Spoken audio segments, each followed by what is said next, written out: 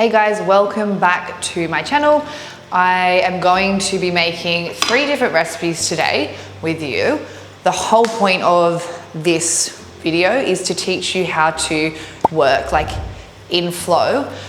Make 3 different things at once for your, like, I don't know, either 3 days ahead, 2 days ahead, and meal prep successfully without like having shit everywhere.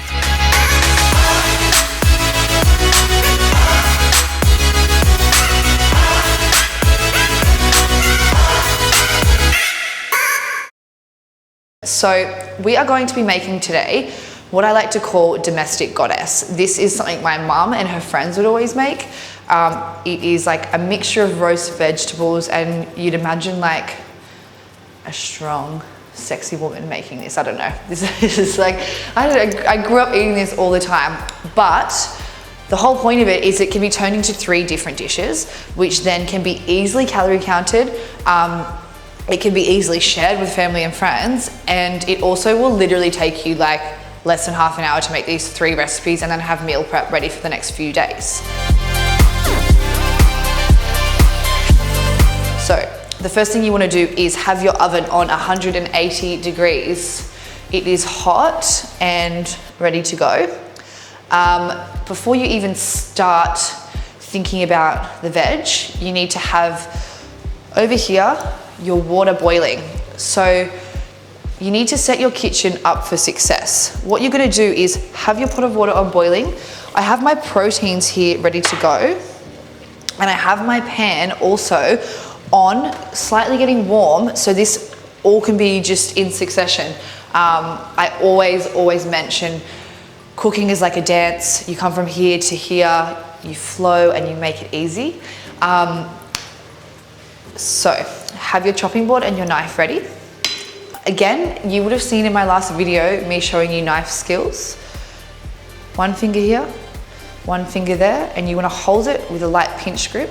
Wrap your fingers around the blade, or the handle, and then that way you've got a lot of free movement. Have your tray ready to go with the baking paper, so everything is literally ready, and it should be fast and super simple. What you want to do is cut up the veg. So you can have this all pre-weighed, ready to go, if you are counting your macros. You want to glide the blade of the knife down the pumpkin and slightly round it. Like that. So you can cook all of this at once, even though they're different types of vegetables. If you think about how you cut them, as in the pumpkin is going to take longer to cook than the eggplant. So what you want to do is cut the pumpkin a little bit smaller than you would cut the eggplant, and that way it is going to all roast evenly. So cut them into like even sizes like this. You then can line them up like that. They're all going to be more uniformed. Using your left hand or right hand, depending what you are, grab them and make sure you are, you're gripping them, but also tucking your fingers underneath so that when you are cutting, you can't cut the top of your fingers. You're using your knuckles as a guide. So you just want to slowly go down. And that way you start to get all even cubes. You don't have to cut this much at once if it's too hard, but that way everything works out evenly. Straight into the tray. Again, the same with the sweet potato. The sweet potato is going to take the longest to cook. So slice it into rounds. Again, fingers tucked under, sliding the knife down your knuckles and working your way backwards. Spin it round, everything is evenly cut, and you can dice it again. I'm gonna cut these ones slightly smaller, and the reason I've done that is because they are gonna take the longest to roast, and we want them all to be roasting at the same time, coming out evenly. So into there. Now you are going to follow on, and you're going to do it exactly the same with everything else. When you're cutting a carrot, hold either side, straight down the middle. Always just think about, when you're holding a knife, keeping your fingers out the way. Like, it's a lot more safer. Always working backwards. I feel like once you start to get more confident in the kitchen, you'll be able to do this all a lot faster. Now the eggplant is going to roast super, super fast. So I like to keep it in like big segments, just like this. Ooh, we have a runaway. So I think that's for Ron. Do you know who Ron is? For later on. So we have the eggplant. Next is the onion. The trick with onions is, if you don't want your eyes to water, what you need to do is use a sharp knife. That is the safest way to, I don't know that your eyes aren't gonna water. And if the onion is old as well, that's just gonna happen. What you can do is leave the bulb intact here. If you leave this intact, it is not all going to peel away. You can peel it with your hand, and the onion is still together. Now, again, knuckles, fingers tucked, and then turn the onion around. This is just going to be a rough dice. So in another video, I will go into, you know, chopping onions a bit better, but this is a rough dice, so it's completely fine like that. Into here. Now, grab your zucchini. This is the last ingredient. Again, the zucchini is going to cook a lot faster than anything else. Have this already pre-weighed, so that way you know exactly what's going in. If you aren't weighing it, like I always say, who cares? Just enjoy it. So all the veg is in. Next, you're going to grab some salt.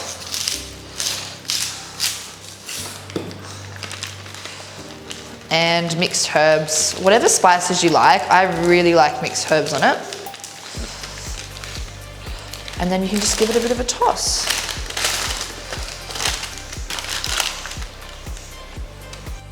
So we're just gonna go straight into the oven with the veg.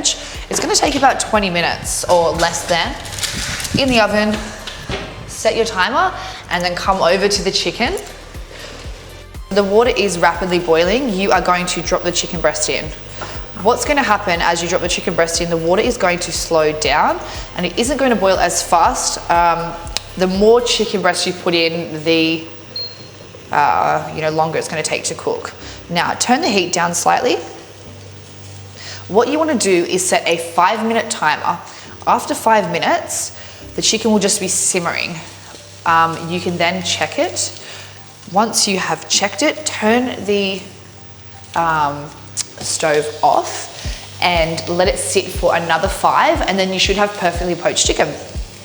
So next, roast veggies are in. You've cleaned up your mess over there and the poached chicken is ready to go. So think about your timing. Maybe another 20 minutes before that's ready, 10 minutes. This gives you the time to cook your beef. So this beef dish is going to be your dinner. This will make a few meals. What I'm going to do is put half the amount in. Notice how the pan was already hot.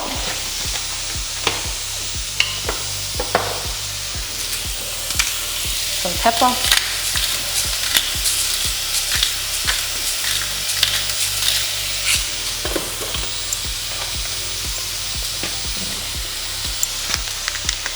A pinch of chili.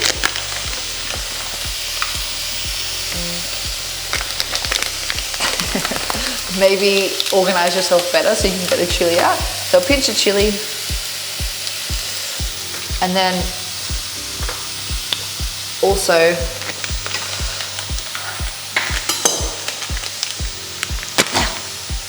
this is not a workflow.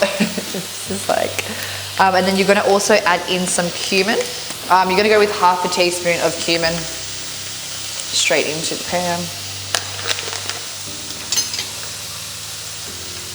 And then all you want to do is break it up.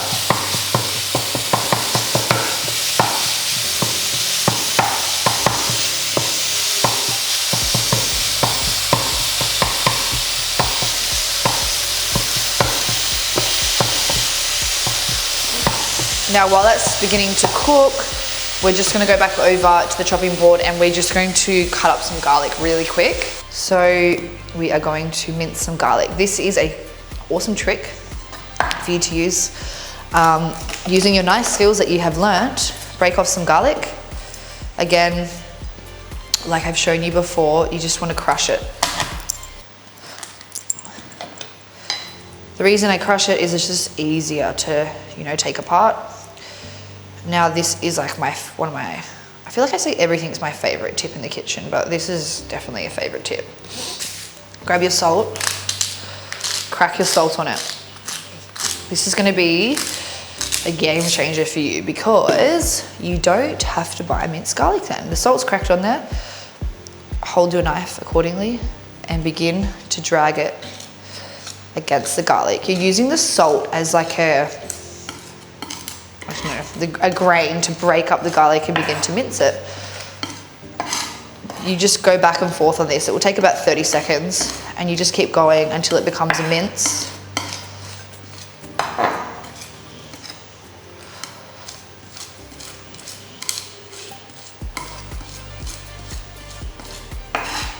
And then literally, that is it. You don't need to mince it anymore. It's already done for you.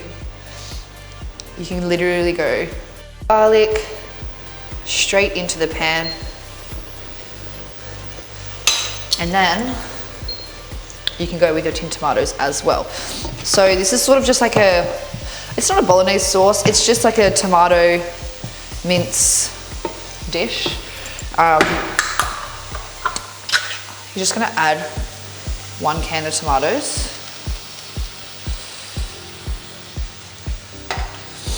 And just cook it out. Cook this for another 3 minutes until everything is incorporated. I actually have another tip. A really good tip is, see how the mince is super chunky like this? A really good tip for it is to grab a whisk and break it up. This way, whenever you have a mince dish, you don't have big chunks of meat in it. Super handy.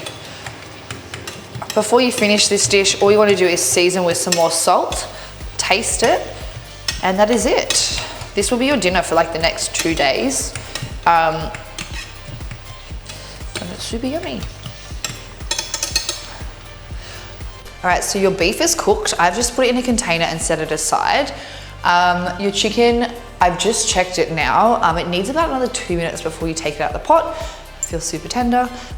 So while you're waiting for the chicken and the vegetables are also nearly done, you are going to make your omelette.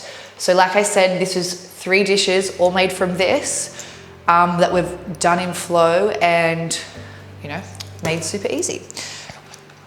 So we're going to make a 3-egg omelette. Add your eggs to your thing. If you want, you can add milk or almond milk.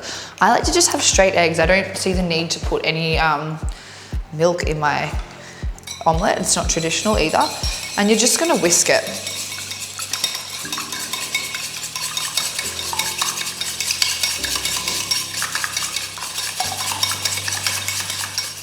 So once it's all whisked and ready to go, we're just gonna come back around here. My pan is on heating. With omelettes, you want to make sure that it is a nice hot pan. So it's not quite ready. You just want to wait a second. While you're waiting, pepper.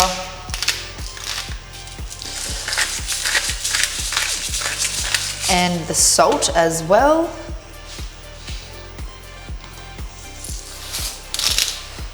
If you're meal prepping this in advance for 3 days, I wouldn't put salt and pepper in it because it draws out the moisture too much. However, I'm going to be eating this tomorrow, so 1 day isn't going to be like too bad. Now the pan's getting hot, but I'll just bring you back to the chicken. As you can see here, it is like seriously nearly perfectly poached. Like you can touch it and it is starting to spring back. That means it's nearly ready. I'll put it on the board in a minute and we'll slice it after I've cooked the omelette and I'll show you, but this is exactly what you're looking for. Don't do that if you're not me. I've got chef fingers, so don't just go and grab yourself and burn it. The pan is getting hot now. So olive oil, butter, whichever you prefer, straight into the pan. All the calorie counting people out there are gonna hate this because I'm not weighing anything, but I will post the recipe weighed. Okay, so the pan is getting hot. Make sure the olive oil is evenly spread around it. So you can see here it's starting to smoke. This is good because you know it's really hot. Straight in. You want it to bubble, you want to see it start cooking straight away, and you want to hear that sound. What you want to do now is see how the edges are beginning to cook. Push the omelette away and fill the gaps. This cooks it faster and a lot more even, and just keep doing that until it becomes basically, I'd probably say solidified, and there's no more liquid. Now, while that's cooking like that, what you can do is move over to the oven and grab out your roast veg. So this is where it all starts to come together. Make sure you have your tea towel. Your veg is roasted and ready to go. See, because I've cut it all in different shapes and sizes according to how vegetables roast, it works a lot faster. So this is all your roast veg ready to go.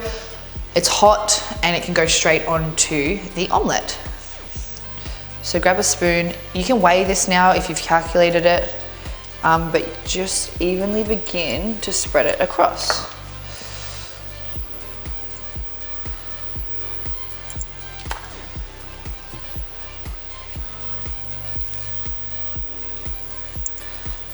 So once you can see that it's nearly ready to flip, it needs another minute or so just because you can see the liquid still there. When that's ready, we're going to flip the omelette back onto itself, which it needs another minute. So this is a testament to my chefing skills because they make you do omelettes when you become an apprentice to prove your capability of cooking. So if I mess this up, it's not going to be great. What you want to do is flip it over, and then we are going to bring the omelette to your plate. If you have, or if you are meal prepping this, straight into your container. Otherwise, this is fine. So this is my roast vegetable omelette. Super easy and versatile. So you've made the breakfast. Now it's time to get the chicken out. As you know, the roast vegetable is done and your meat are done. This will literally take you like half an hour to make either a day or 2 days worth of meal prep. If you do it in bigger batches, all you need to do is double the recipe and then your meal prep's done. And you can do this in half an hour. So I don't know why people say cooking is hard, because it's really not. So bring the chicken breast over. So, as you saw, that all came together really, really fast, and I'm going to show you now how to make it all come together. If you aren't going to be eating this obviously in succession, because that's a lot of food, what you want to do is have your meal prep containers ready. Like I've spoken about before, pick containers that are user friendly, that are security sealed, that don't have loads of air room. Again, I still don't know the word. And ones that moisture can't get into. So what we are going to do is slice the chicken breast. If you can see here, it is perfectly poached. What happens with produce is when it is cooking, once you take it out of the heat, it is still going to keep cooking. So, I mean, this isn't pink, but if it was slightly pink, I wouldn't stress, because it is going to keep cooking. As you can see, the smoke coming off it. All you're gonna do is just dice it up. Just like this. This chicken is also great to keep in the fridge, for meal prep, when you're just on the go, because it lasts for 5 days, and It's just, it holds moisture better, like it doesn't go as dry. You are going to put baby spinach leaves in. Your roast veg, straight into the bowl. And this is awesome because you're getting so many different types of vegetables in there. You're mixing like, good for your gut. And then lastly, chicken breast on top. You can just go with a few more veg to make it look a bit pretty. If you are wanting to add some extra herbs, I suggest you do it now. You've got your warm chicken salad. It's now time for a plain break. And then to finish it off, we just have our dinner. So you've got your beef mince and your roast vegetables. I would just fill up your bowl as much as you want.